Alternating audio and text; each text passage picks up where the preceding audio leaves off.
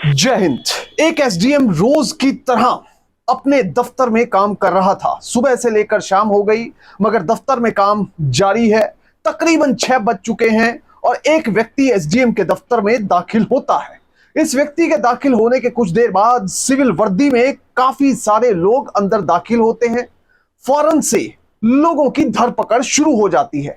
सबसे पहले LDC clerk को पकड़ा जाता है, उसके बाद चपरासी को पकड़ा जाता है, उसके साथ ही गार्ड की गिरफ्तारी होती है और साथ में ही एसडीएम साहब को गिरफ्तार कर लिया जाता है। दरअसल रिपोर्टेड फैक्ट्स के मुताबिक एसडीएम को रिश्वत लेते हुए रंगे हाथों गिरफ्तार किया गया।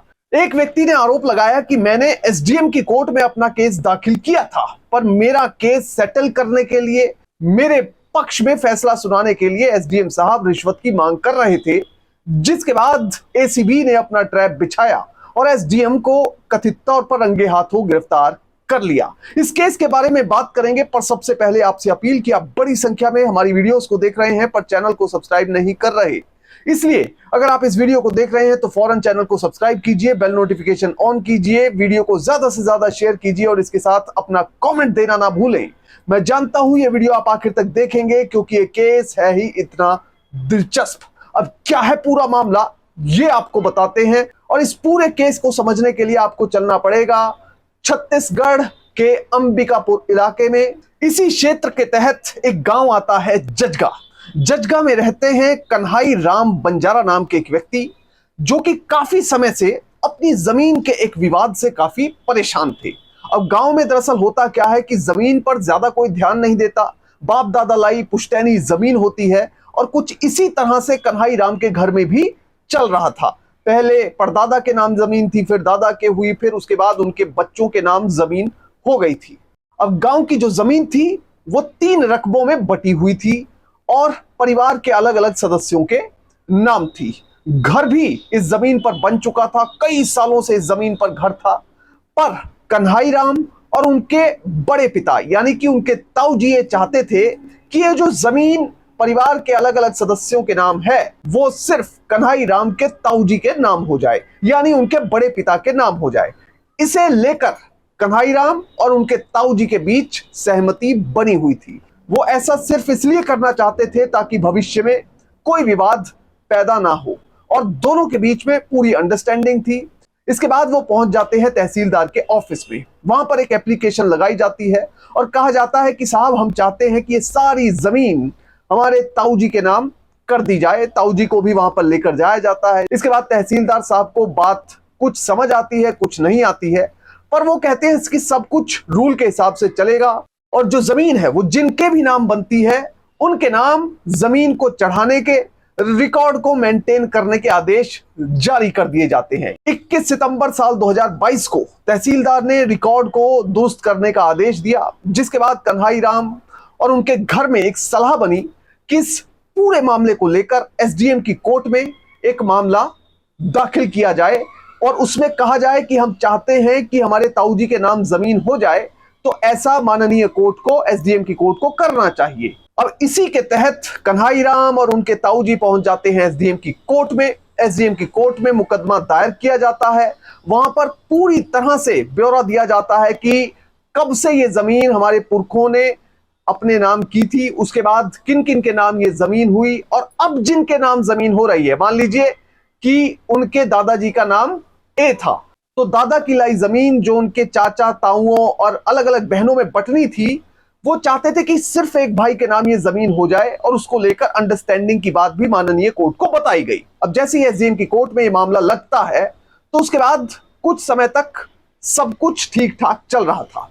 अब अचानक से कन्हाई राम कथित तौर पर एक दिन एसडीएम साहब के पास किसी तरह से अपनी गुहार लगाने जाते हैं और आरोप के मुताबिक एसडीएम भागीरथी खांडे ने उनसे 50,000 रुपए की रिश्वत की मांग कर डाली।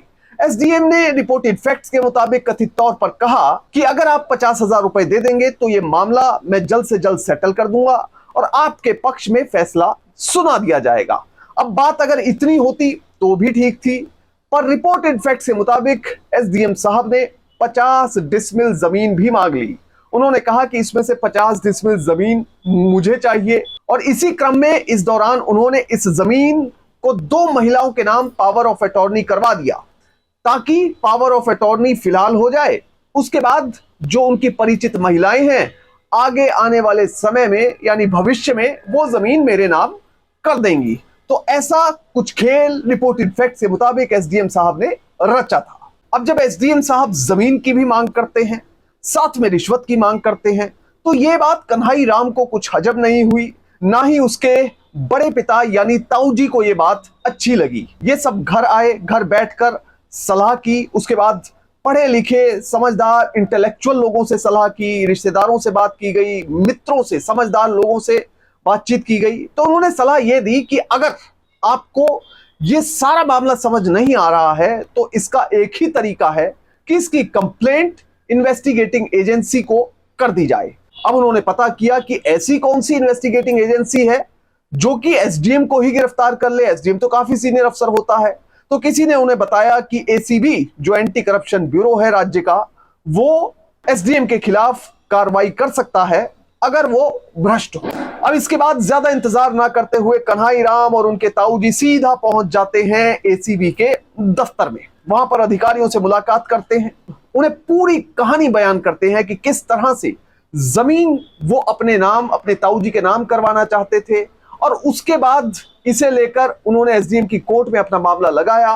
50,000 रुपए की कथित तौर पर मांग की गई। इसके साथ ही जमीन भी उनसे हड़पने की कोशिश एसडीएम की ओर से की गई।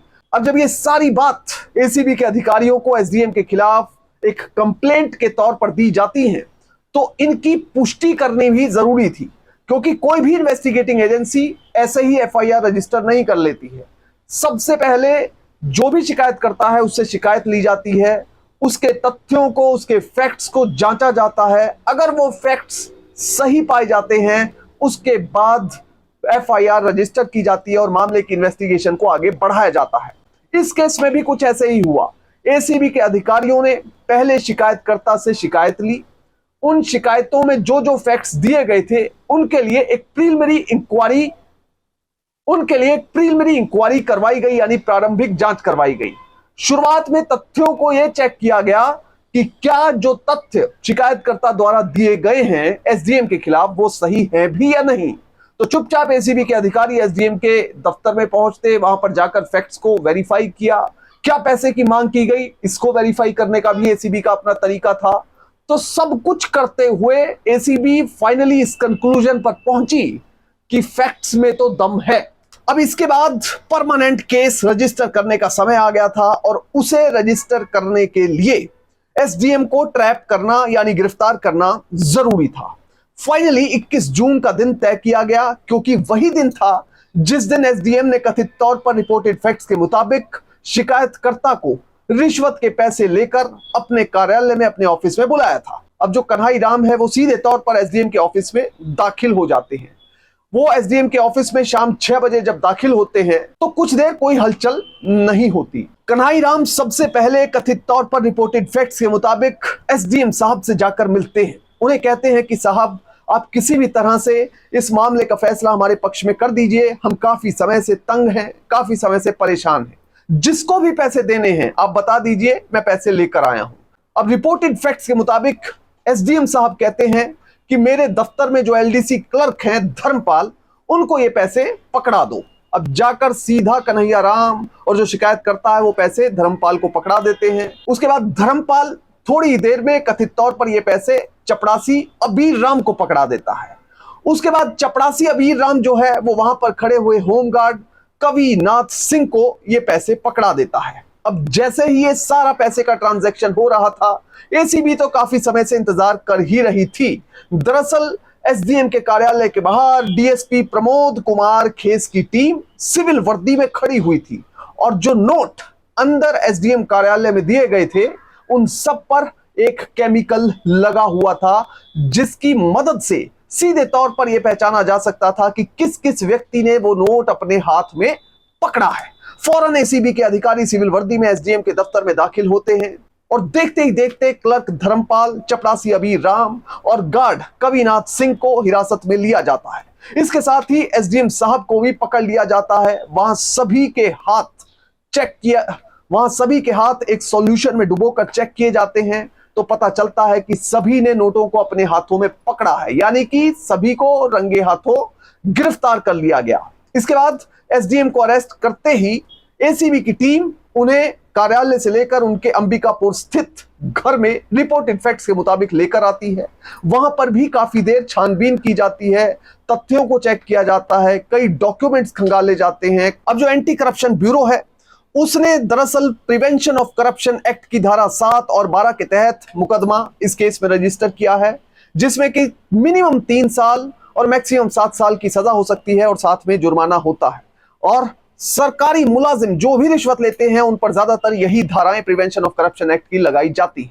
अब इस पूरे मामले से हमें सीख क्या मिलती है कि कितने भी बड़े पद पर चले जाएं, कितने बड़े सरकारी अफसर बन जाएं, बाबू बन जाएं, नौकरशाह बन जाएं, पर आप कभी भी कानून से बड़े नहीं हो सकते। हम ये नहीं कह सकते कि एसडीएम ने इस मामले में रिश्वत ली है, यह अभी तक एस्टेब्लिश नहीं हुआ है। माननीय कोर्ट का इस मामले में जो भी फैसला होगा उसे ही अंतिम तथ्य माना जाएगा। जय हिंद।